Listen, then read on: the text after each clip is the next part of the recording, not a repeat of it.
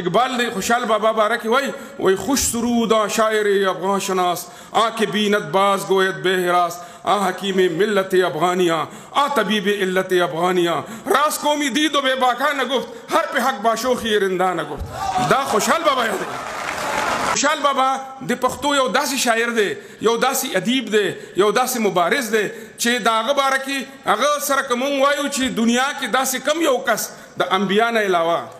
په دنیا کې مونږ داسې کم یو کس هغه سره کېښودی شو. اوس یو څو خبرې په پښتو لټریچر کوم چې دې سره داسې تړو چې په دنیا کې د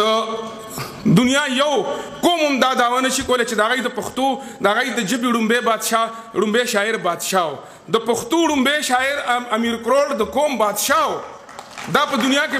بل څوک نشي ویلی او دا هم نشي ویلی چې د هغوی د دویم د ټول نه لوی شاعر د قام سردار و منصبدار او سرلښکر و خوشحال خان.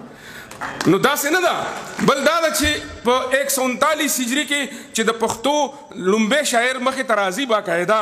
نو د هغې نه 250 کاله پس رود کې د فارسی شاعر راځي یعنی د پښتو شاعري د فارسی نه څه کم 200 کاله زړه ده.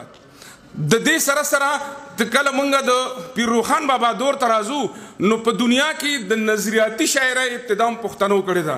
چې د خپل پیر د بایزید روخان کومه نظریه وه کوم تصور و هغه د روحانیانو شاعرانو په خپله شاعرۍ کې پیش کړی دی یعنی د ترقي پسند شاعرۍ او د نظریاتي شاعرۍ ابتدا هم پښتو کې شوې ده. بیا که تاسو وګورئ راځو خوشحال بابا له په دغه ځای زه خبره بیا ودرومم چې خوشحال بابا د پښتو یو داسې شاعر دی یو داسې ادیب دی یو داسې مبارز دی چې د هغه باره کې هغه سره که مونږ وایو چې دنیا کې داسې کم یو کس د انبیا نه علاوه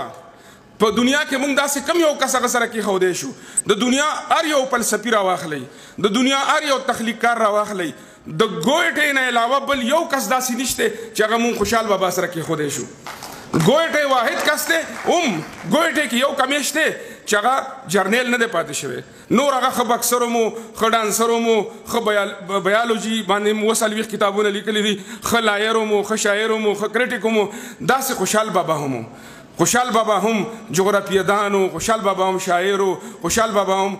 د سماجیاتو ماهر و د سیاسیاتو ماهر و سرلښکر و هغه بلا کوالټیز دي. زه د خوشحال بابا په حواله تاسو سره دا شریکه کوم چې خوشحال بابا د پښتنو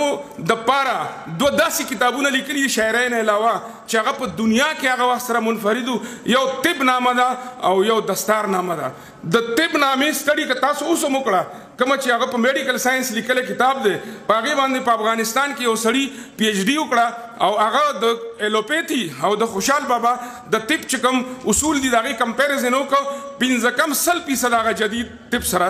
د هغه طب نامه لګېدلې ده یعنی 5% صرف د هغې اختلاف دی.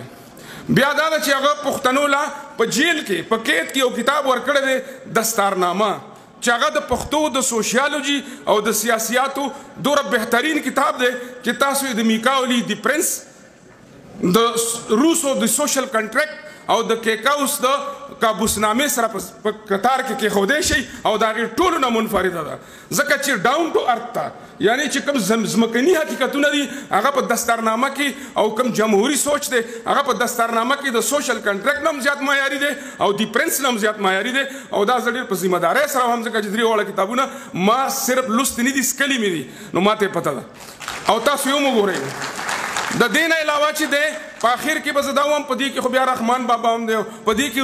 د رومانټیسزم بانیان دي چې د یورپ د رومانس نه مخکې رومانیت حمید بابا دي معرفي کړی دی خو خوشحال بابا باره کې زه تاسو ته 2 خبرې کوم چې د شاعر په حیثیت هغه د میډیکل سټوډنټ ته وایي چې غوټې پسې وهې په لاس په در شي چا وی دا چې په دریاب کې ګوهر نشته ته ریسرچ کوه مسلسل جدوجهد کوه که یو ځل پیله شوي نو بل ځل به پاس شي وایي چې غوټې پسې وهې په لاس په در شي چا وی دا چې په دریاب کې ګوهر نشته. په هاسټل کې د وارډن نه تنګ شاګرد دی او شاګرد ته وایي چې که اسمان دی د زمري په خوله کې ورکه د زمري په خوله کې مه پرېږده همت.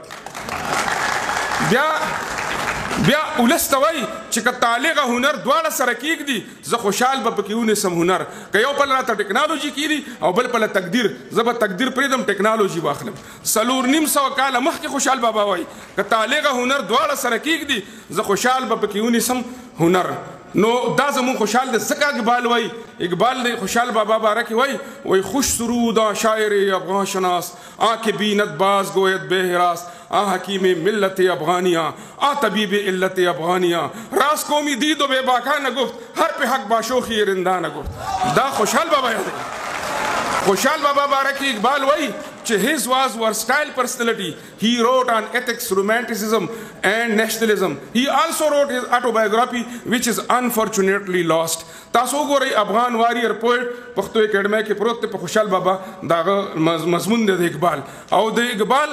دریو ژبو کې هغه ټریبیوټ پیش کړی دی ځکه چې خوشحال ډېر لوی سړی دی او په آخر کې به زه دا ووایم چې که چېرې موږ دا ووایو چې نن په 21مه صدۍ کې منګه د صوفیانه پښتون او روماني غزل په حواله باندې د چا په زمانه کې اوسو نو حمزه بابا